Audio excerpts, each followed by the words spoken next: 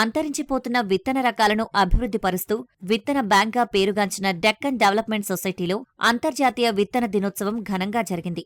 సంగారెడ్డి జిల్లా జహీరాబాద్లో ఉన్న ఈ సొసైటీ కార్యాలయంలో డీడీఎస్ సంఘం మహిళా రైతులు విత్తన ప్రదర్శనలో ఉత్సాహంగా పాల్గొన్నారు. జహీరాబాద్ డివిజన్లోని 24 గ్రామాల నుంచి 40 మంది విత్తన సంరక్షకులు హాజరై 80 వరకు దేశీ విత్తనాలను ప్రదర్శనకు ఉంచారు. చిరుధాన్యాలు, పప్పు దినుసులు కుప్పలుగా పోసి విత్తన ప్రాముఖ్యతను వివరించారు.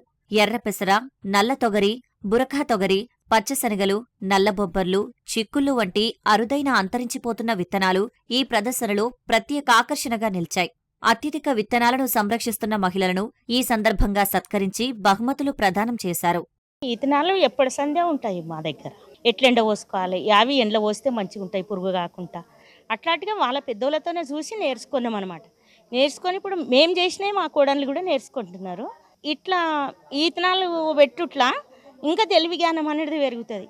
పంట యాదానికి ఎట్లా వస్తుంది అనేది ఒక్కరికొక్కరు మాట్లాడుకొని లేని విత్తనాలు తీసుకొనడము, ఉన్న ఇచ్చడము అట్లాంటిగా మంచిగా అనిపిస్తుంది అనమాట. సంవత్సరంకి ఒక్కసారి ఇట్లా చేస్తే చాలా సంతోషం అనిపిస్తుంది. నేను 75 రకాల విత్తనాలు తెచ్చిన. అన్ని రకాల విత్తనాలు మా భూమిలో వండినవి, మేము చేసిన విత్తనాలు. అవి ఎర్ర సాయి జొన్నలు, పేలాల జొన్నలు, లంకలు, సిరిశెనగలు, కట్టె గోధుమలు, కుసుమలు, కొర్రలు, తొగాళ్ళు, పచ్చజొన్నలు, మంచి నువ్వులు, ఇక అన్ని రకాల విత్తనాలు మేము తీసుకొని వచ్చినాం సార్. ఇక అన్ని రకాల విత్తనాలు కూడా మాతనే ఉంటాయి. మా ఊళ్ళో పండిస్తారు.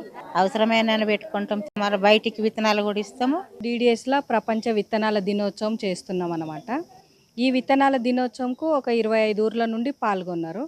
అంటే వాళ్ళది ఎట్లా అంటే వాళ్ళ ఊర్లో, వాళ్ళ సంఘంలో, వాళ్ళ ఇంట్లో ఎన్ని రకాల విత్తనాలు ఉన్నాయో అవన్నీ తీసుకొని వచ్చి ఇక్కడ పోస్తారు అన్నమాట. పోసి వాళ్ళ దగ్గర ఎన్నెన్ని రకాల విత్తనాలు ఉన్నాయి, ఎన్ని ఎకరాలకు సరిపడేటంత ఉన్నాయి.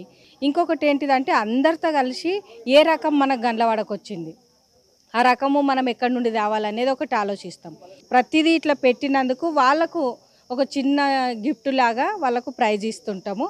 కనీసం DDS లాంటి సంస్థలు ఇట్లాంటి పంటలకు కానీ లేదంటే ఈ విత్తనాలకు కానీ ప్రోత్సహిస్తే ముందుకు ఇవి కాపాడగలుగుతాం. తర్వాత ఇవి మునిగిపోయినాక తేవాలంటే ఎవరి తరం కాదు.